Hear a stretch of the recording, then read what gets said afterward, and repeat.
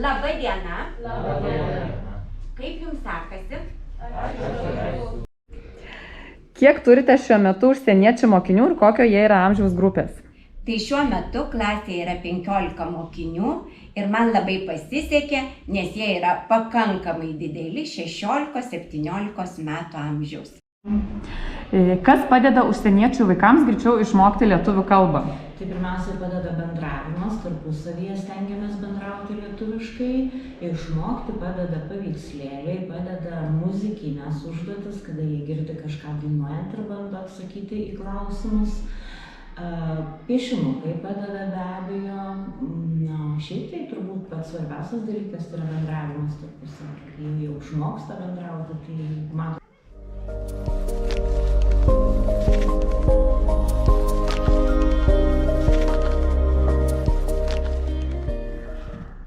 Šios dienos tema yra pietūs mokykloje ir mokytoja netgi yra atnešusi vaizdiškai parodyti mokiniams, kur yra kokie indai ir kur yra kokie įrankiai. Kokios darbinės užduotys yra sudėtingiausios mokant migrantus lietuvių kalbos? Tai sudėtingiausia mokytis gramatikos, pradedam nuo paprastų dalykų, nuo vardininko linksnio, vietininko, nes turim išmokti tiesiog buitinės kalbos, žinoma, tą taisyklingumą kalbos reikia nuolat sekti.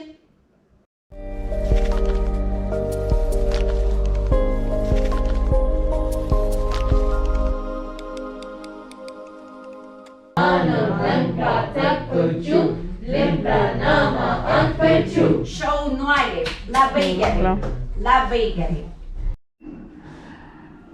Kokia yra įsimintiniausia ir smagiausia akimirka iš migrantų mokymų lietuvių kalbos? Man tai įsimintiniausia akimirka buvo visai neseniai, kada grįžtant namo, viena socialinė darbuotoja, kurį laiką nebuvusi, nemačiusi šitų vaikų, papasakojo, kaip ją pasitiko vienas mano mokinys ir pasitikdamas pasisveikino 100 metų. Tai kaip tik mes šito mokėmės, kad čia yra, sakoma, kai esi labai seniai nesimatęs, tai man tikrai labai smagu, kad jie ne tik įsiminė ir išmoko, bet ir panaudoja kasdienybėje.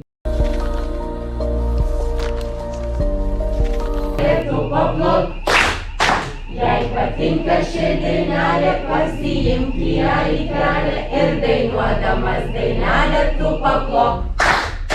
Jei patinka ši dainelė, pasiimk ją į kelią.